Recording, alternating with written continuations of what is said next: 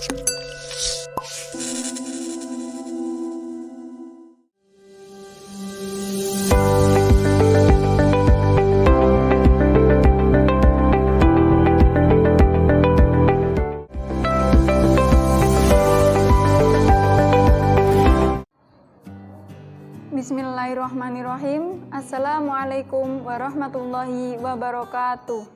A'udzubillahi minasyaitonirrajim. Bismillahirrahmanirrahim. Alhamdulillahirabbil alamin wa bihi nasta'inu ala umuri dunya waddin. Wassalatu wassalamu ala asrofil anbiya'i wal mursalin sayyidina wa maulana Muhammadin wa ala alihi wa sahbihi ajmain, amma ba'du. Yang terhormat kepada ibu dosen dan teman-teman sekalian, bagaimana kabarnya kali ini? Semoga dalam keadaan sehat walafiat, amin. Kami mahasiswa PAIG UIN Raden Mas Said Surakarta. Video ini dibuat guna memenuhi tugas kelompok mata kuliah pembelajaran PAI yang diampu oleh Ibu Amining Rahmasiwi MPD.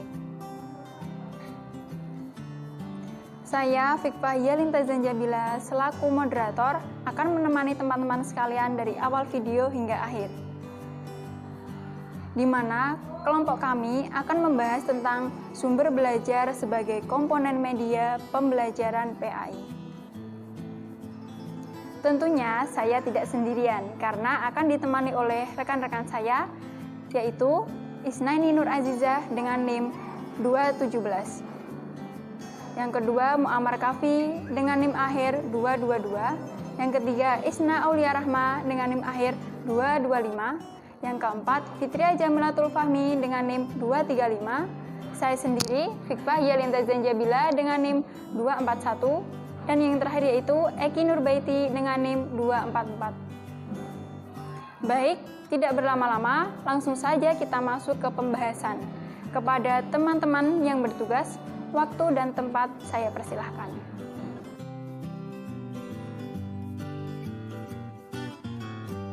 Teman-teman, yang pertama saya akan menjelaskan mengenai definisi sumber belajar. Menurut Edgar Dele tahun 1969, bahwa sumber belajar merupakan sesuatu yang dapat dipergunakan untuk mendukung dan mempermudah terjadinya belajar. Jadi dengan adanya sumber belajar ini, suatu pembelajaran itu akan menjadi mudah, akan mendapatkan dukungan karena dengan adanya sumber belajar akan tercapainya tujuan dari belajar tersebut. Kemudian menurut Association for Educational Communication and Technology atau dapat disingkat AETC tahun 1977, bahwa sumber belajar adalah berbagai atau semua sumber baik berupa data, orang, dan wujud tertentu yang dapat digunakan siswa dalam belajar, baik terpisah maupun terkombinasi sehingga mempermudah siswa dalam mencapai tujuan belajar. Selanjutnya dapat disimpulkan bahwasanya pengertian dari sumber belajar adalah salah satu komponen dalam kegiatan belajar yang memungkinkan individu memperoleh pengetahuan, kemampuan, sikap, keyakinan, emosi, dan perasaan. Dan juga sumber belajar ini dapat memberikan pengalaman belajar kepada siswa. Dan tanpa sumber belajar, maka tidak mungkin dapat terlaksananya proses belajar dengan baik. Itulah definisi dari sumber belajar.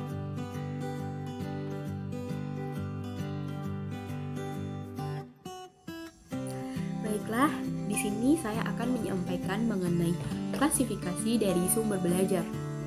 Di sini saya akan menyampaikan dua klasifikasi, yaitu yang pertama, sumber belajar berdasarkan dari jenisnya, dan yang kedua yaitu sumber belajar berdasarkan asal-usulnya.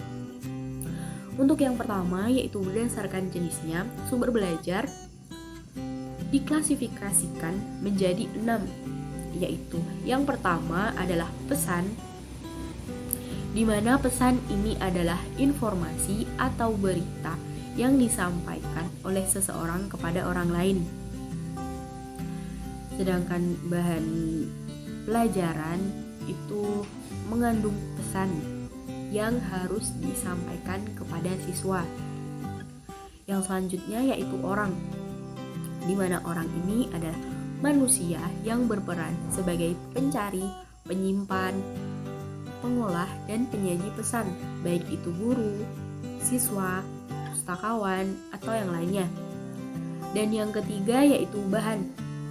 Bahan merupakan perangkat lunak atau software yang mengandung pesan-pesan belajar yang biasanya disajikan dengan menggunakan peralatan tertentu seperti buku, modul, film, slide, alat peraga, dan lainnya. Dan yang keempat yaitu alat. Alat ini merupakan perangkat keras atau hardware yang digunakan untuk menyajikan pesan yang tersimpan dalam bahan, seperti tape recorder, video player, proyektor, komputer, dan lainnya. Antara tiga ini yaitu pesan, bahan, dan alat dapat saya berikan contoh seperti halnya sebuah PPT. Dalam PPT itu ada tulisan-tulisan yang berisi informasi di mana itu adalah pesan, dan untuk bahannya itu adalah PPT-nya itu sendiri, yang mana PPT itu terdiri dari beberapa slide. Dan untuk menampilkan bahan itu atau PPT itu menggunakan alat proyektor, seperti alat proyektor, komputer, dan laptop. Dan yang selanjutnya adalah teknik. Teknik ini merupakan prosedur yang digunakan guru dalam mengajarkan materi untuk mencapai tujuan dalam pembelajaran. Di dalamnya mencangkup seperti ceramah, tanya jawab, diskusi, sosiodrama, praktikum, demonstrasi, simulasi, diskusi, dan lainnya. Dan yang terakhir yaitu latar atau setting, atau bisa disebut juga lingkungan. Ini merupakan segala sesuatu yang berada di sekeliling siswa, dapat berupa tempat ataupun benda yang bisa dimanfaatkan untuk keperluan belajar, seperti perpustakaan, masjid, ruang praktik, laboratorium, kebun binatang, dan lain-lain.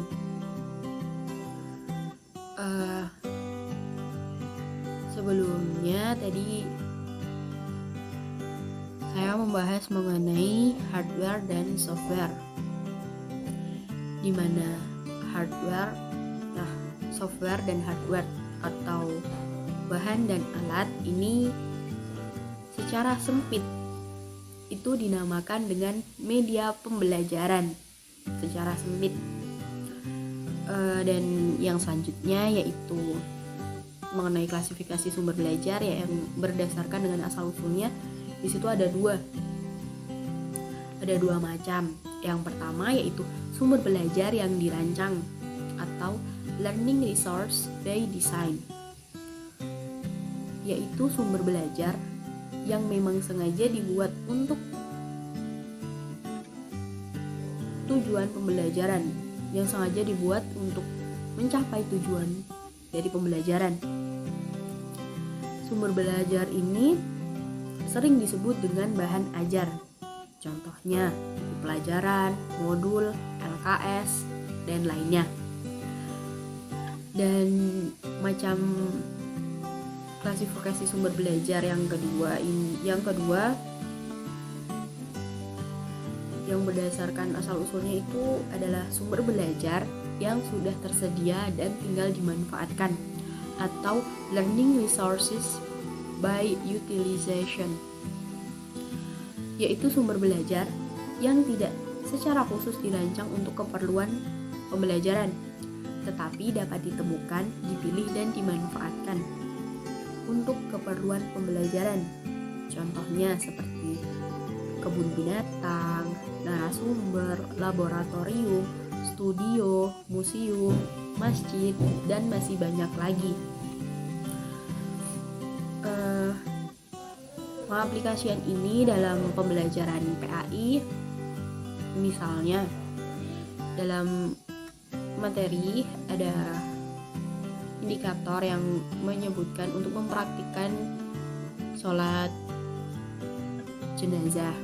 Nah, bisa itu kebetulan juga di sekolah ada masjid atau musola. Nah, itu bisa dimanfaatkan untuk ujian praktik sholat jenazah ini agar bisa lebih khusyuk, agar bisa lebih fokus. Jadi sekian dari saya, ini yang dapat saya sampaikan. Terima kasih.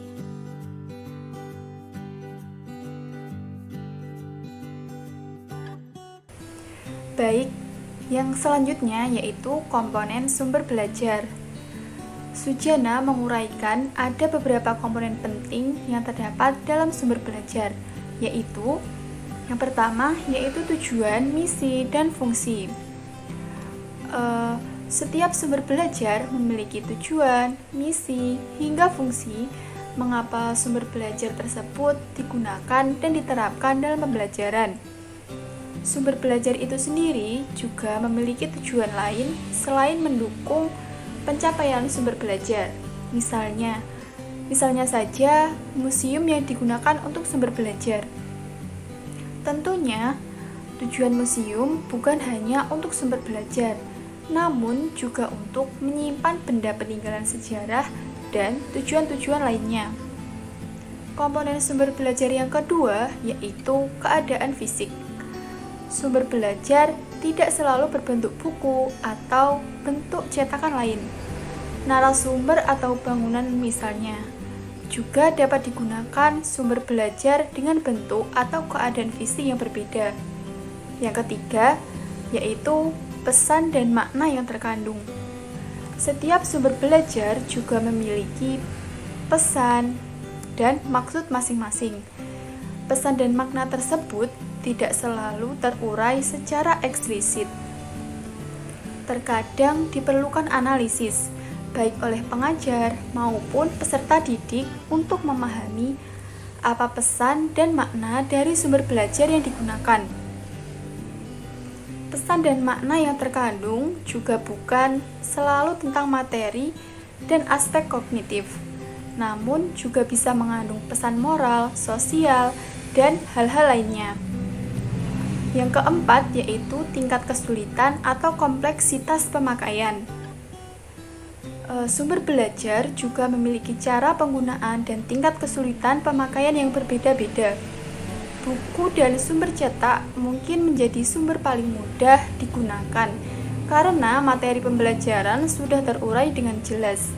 Namun, sumber belajar lain mungkin lebih sulit dalam menggunakan dan bahkan memerlukan bantuan media atau sumber belajar lain yang menggunakan untuk digunakan. Komponen sumber belajar ini terkait juga dengan kemudahan dalam mencari dan mendapatkan sumber belajar yang digunakan tersebut.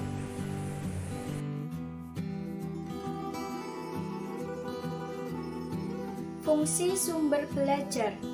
Menurut Rohani, fungsi dari sumber belajar antara lain: yang pertama, meningkatkan produktivitas pembelajaran dengan jalan. A. Mempercepat laju belajar dan membantu guru untuk menggunakan waktu secara lebih baik. B. Mengurangi beban guru dalam menyajikan informasi sehingga dapat lebih banyak membina dan mengembangkan gairah. Yang kedua, memberikan kemungkinan pembelajaran yang sifatnya lebih individual dengan cara A. Mengurangi kontrol guru yang kaku dan tradisional. B. Memberikan kesempatan bagi siswa untuk berkembang sesuai dengan kemampuannya. Yang ketiga, memberikan dasar yang lebih ilmiah terhadap pembelajaran dengan cara A. perancangan program pembelajaran yang lebih sistematis. B. Pengembangan bahan pengajaran yang dilandasi oleh penelitian. Yang keempat, lebih memantapkan pembelajaran dengan jalan A. Meningkatkan kemampuan sumber belajar. B. Penyajian informasi dan bahan secara lebih konkret. Yang kelima, memungkinkan belajar secara seketika, yaitu A. Mengurangi kesenjangan antara pembelajaran yang bersifat verbal dan abstrak dengan realitas yang sifatnya konkret. B. Memberikan pengetahuan yang sifatnya langsung. Yang keenam, memungkinkan penyajian pembelajaran yang lebih luas dengan menyajikan informasi yang mampu menembus batas geografis.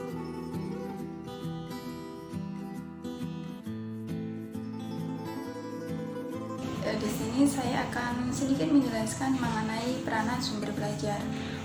Menurut Rohani, peranan sumber belajar ini dibagi menjadi 3 bagian. Yang pertama yaitu peranan sumber belajar dalam pembelajaran individual. Nah, terdapat 3 pendekatan dalam pembelajaran individual ini. Yang pertama yaitu frontline teaching method.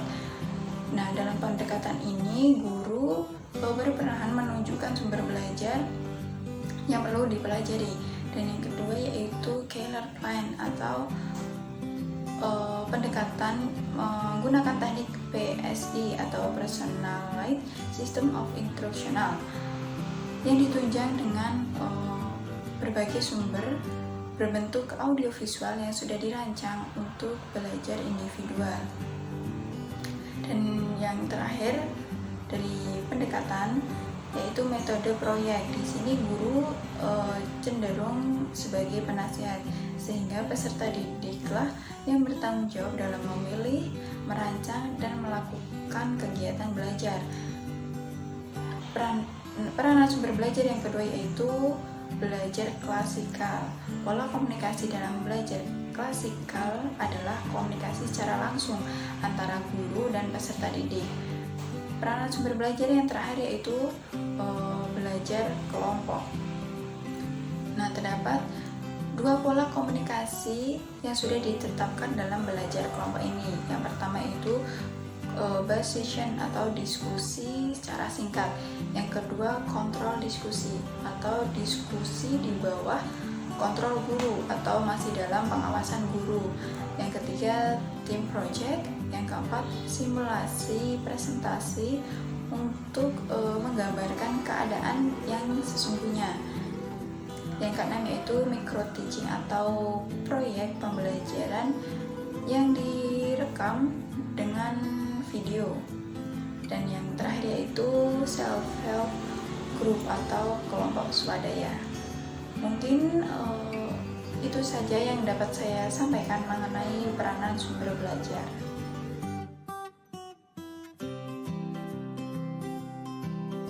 Baik teman-teman, poin terakhir yang akan kita bahas di materi ini yaitu kriteria pemilihan sumber belajar. Dalam buku panduan kreatif membuat bahan ajar inovatif, menerangkan bahwa kriteria untuk menyeleksi sumber belajar yang berkualitas dapat dibagi menjadi 2 kriteria. Yang pertama, kriteria secara umum, dan yang kedua yaitu kriteria secara khusus. Kriteria secara umum dan kriteria secara khusus. Kriteria secara umum dalam pemilihan sumber belajar yang berkualitas itu meliputi yang pertama ada ekonomis. Yang di sini berarti bahwa sumber belajar itu tidak harus mahal. Sumber belajar perlu disesuaikan dengan alokasi dana dan kebutuhan sumber belajar yang akan digunakan. Yang kedua, praktis dan sederhana. Sumber belajar harus mudah digunakan dan di situ tidak membingungkan para siswa. Tidak memerlukan lagi tambahan alat lain yang di situ sulit digunakan. Yang ketiga, mudah diperoleh. Sumber belajar tersebut mudah dicari dan didapatkan. Jika perlu, kita dapat memanfaatkan lingkungan sekitar yang tersedia. Di situ juga sehingga peserta didik juga dapat dengan mudah memanfaatkannya.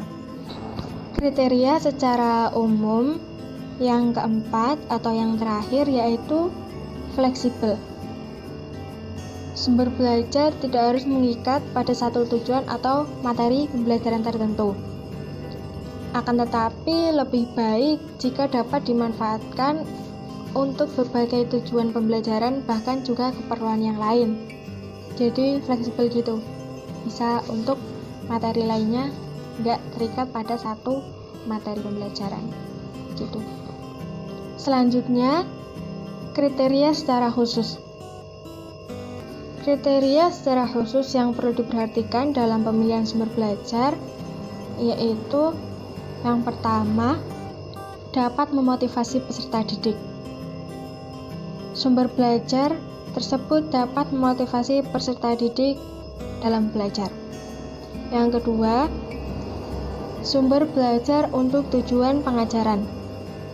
Maksudnya di sini, sumber belajar yang dipilih setidaknya mendukung kegiatan belajar mengajar yang dilaksanakan.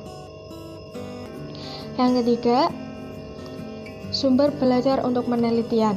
Maksudnya yaitu sumber belajar yang dipilih hendaknya dapat diobservasi, dianalisis, dicatat secara teliti dan sebagainya.